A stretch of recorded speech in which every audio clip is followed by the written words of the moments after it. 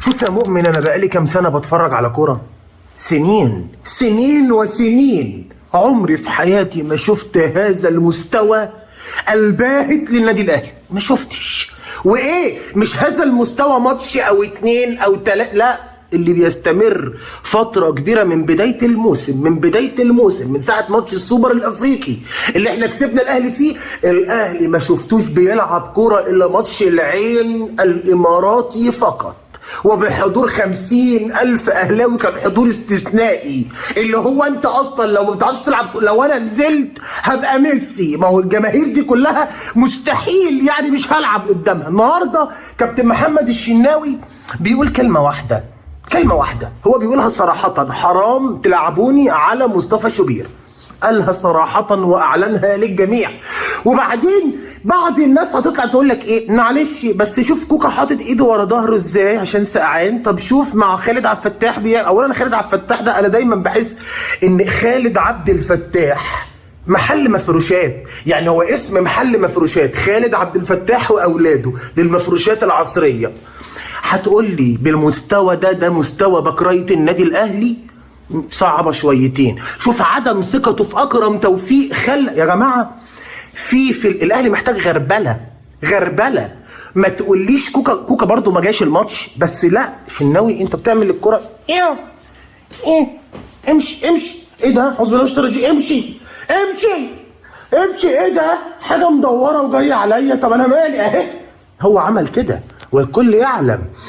كم مرة الواحد طلع بالشناوي السامة، لكن لا يا شناوي، الجون اللي دخل فيك هناك في القاهرة من نفس الفريق ده، والجون اللي بيدخل فيك دلوقتي هنا في الجزائر من نفس الفريق ده، دي كلها مؤشرات بتقول انك انت اللي بتقول للإدارة والكولر قعدوني. والناس كل ما يقعدوك ويلعبوا مصطفى تقول معلش اشعر بآلام في الثلاث فقرات اللي قبل العصعوصة، عايز اريح. باينه للجميع يا شناوي، مستواك بقى في البسيسه خالص، مع احترامي الكامل للشناوي. طب بعيدا يا ابو صحاب ان الاهلي خسر، اصلا شباب بلوزداد هو كده متصدر المجموعه، وانت كنت منتظر مني ان انا اروش وبتاع. عموما قلت لك قبل كده دي بطوله افريقيه وانا بلعب في الكونفدراليه، اما ابقى في بطوله زيها ابدا اتكلم عليها واروش عليها، عشان انا ما اعرفش بقالي سنتين اتنين اروح افريقيا ازاي. اللي حصل بكل بساطه في مباراه الاهلي وشباب بلوزداد او الفتره الاخيره هو عدم عدل، مفيش عدل. فعلشان كده السلكان اللي كان بيخلي الاهلي يفنش في اللحظات الاخيره، رغم ان هو في اوقات ساعات بيبقى سيء عادي، الكره يوم ليك ويوم عليك، كان بيعرف يفنش. دلوقتي علشان ما فيش عدل، عشان بكل بساطه الشناوي بيرفض يقعد دكه لشوبير. والماتش اللي فات شوبير واقف فين، الشناوي بره السكور، يرجع المباراه اللي بعدها يلعب ويبدا اساسي ويخسر فرقته. فده يبين ان العدل اساس حاجات كتير، وده اللي كان ممكن يخلي الاهلي في اوقات كتير يفنش ماتشات ويكسب ماتشات. فعلشان كده سبب الهزه الفتره الاخيره من المدرب واللعيبه والاداره بسبب ان مفيش عدل. ايه ده خفاجه، هو انت بتطبل ليه؟ انا بشرح الوضع يا ابو صحاب، ولا بطبل ولا بزمر. انا عارف يعني ان احنا الكونفدراليه بتاعتنا اقوى من دوري الابطال، مالناش دعوه احنا بالكلام ده. المهم في الاول والاخر يا ابو صحاب، المعلق جاب سيره الزمالك في النص، يعني المباراه في دوري الابطال، يعني الاهلي وشباب بلوزداد. ايه دخل الزمالك في الموضوع؟ علشان بس الناس اللي بتقول يعني ان شباب بلوزداد فرقه ضعيفه. تعال اسمع. في الوساد الفريق اللي من 11 مباراة أمام الأندية المصرية فاز فقط في مباراتين، والانتصاران كان أمام نادي الزمالك. عموما يا اصحاب مش حابب اطول عليك اكتر من كده، انت وحشتني وانا عارف والله ان انا قصرت معاك الفترة الأخيرة، بس والله كان غصب عني. عند كولر ومكابرة الشناوي، أو عند كولر وأخطاء الشناوي المتكررة تتسبب في خسارة النادي الأهلي من شباب بلوزداد 1-0 في الدقيقة كام؟ في الدقيقة 90. شباب بلوزداد يكسر سلسلة اللا هزيمة للنادي الأهلي في دوري أبطال أفريقيا بسبب عند كولر وجبن كولر واخطاء الشناوي ومكابرة الشناوي اللي بيرفض ان هو يقعد دكة لمصطفى شوبير. رسالة وانا قلت لكم الكلام ده واللي متابعني عارف.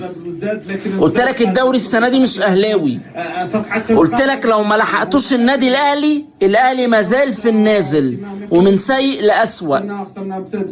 قلت لك ان كولر بدأ يعق، بعيد عن انه محتاج صفقات، بعيد عن ان هو ما عندوش لعيبه، في عك، في ان انا مش قاري الماتش، في جبن، في حب وكره، في لعيبه المفروض تنزل ما بتنزلش، ولعيبه المفروض ما تلعبش بتلعب، في تبديلات متأخرة، في عند كولر بيعند. هل هو خلاص جاب اخره؟ هل هو بيوصل رسالة لمجلس الإدارة ان هو محتاج صفقات؟ هل هو بدأ يفقد شخصيته؟ هل هو فقد شغفه في التدريب؟ الله أعلم. الله أعلم. ليه بقى؟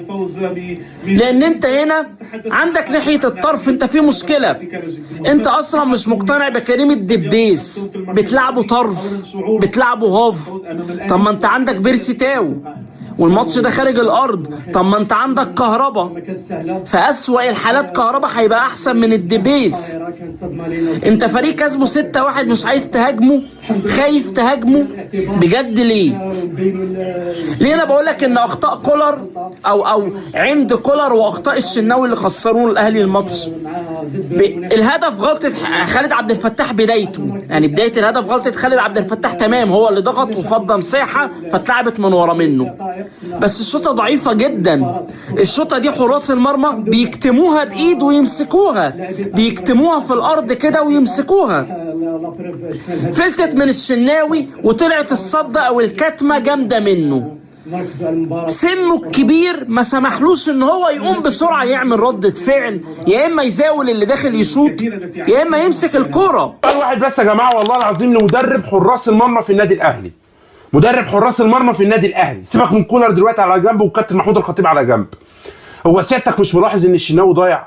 يعني تخيل انت رايح، لو انت رايح تقدم في الجيش وايدك بتعرق وانت متعشم ان انت تاخد اعفاء من الجيش، ده طبيعي. الصورة اللي قدامك ده بقى هياخد لائق الف، يعني اللي قدامك دي ايده عامله كده. مش عارف الشناوي في ايه. الشناوي انت ايدك مالها بجد والله. انا بحس ان الشناوي عليه طار، يعني انا ملاحظ انه عليه طار تمام. يعني هو مثلا ايه، خايف يمد ايده عشان عليه طار. لا بجد والله. ومدرب حراس المرمى في النادي الاهلي، انت مستني اداء اسوأ من كده ايه علشان تلعب بمصطفى شوبير؟ وانت مستني من مصطفى شوبير ايه يعمله تاني علشان يلعب اساسي؟ ومستني من مصطفى شوبير يعمل ايه اكتر من هو يجيب لك افضل بطوله قاريه موجوده داخل القاره، دوري ابطال افريقيا؟ والراجل عامل لك 10 كلين شيت. الراجل عامل لك 10 كلين شيت قدام عتاوله افريقيا النسخه اللي فاتت. قدم لك نسخه مثاليه، نسخه عالميه. انت مستني ايه؟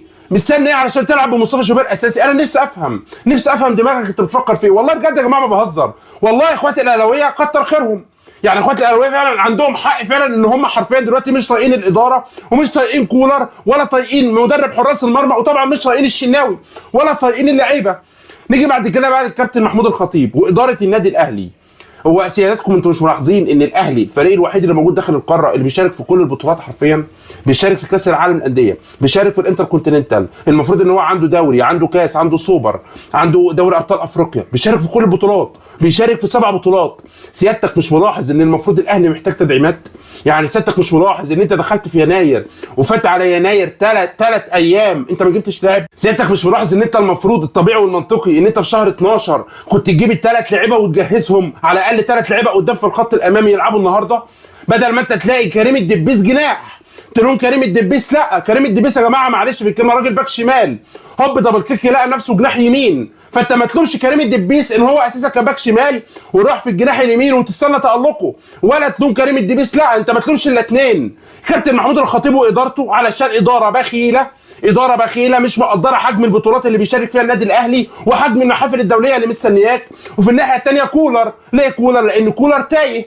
جماعه انا اول مره اشوف مدرب حرفيا يا جماعه عايز، انا حاسس ان كولر عايز يمشي. كولر عايز الجمهور يطفشه، عاوز الاداره تطفشه. كولر والخطيب الاثنين بيعاندوا بعض، والجمهور دلوقتي لا طايق الخطيب ولا طايق كولر.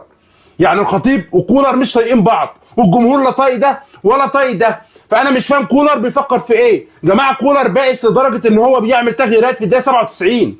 ماله؟ اصل كولر سايق في استهباله. كولر سبب خسارة النادي الأهلي.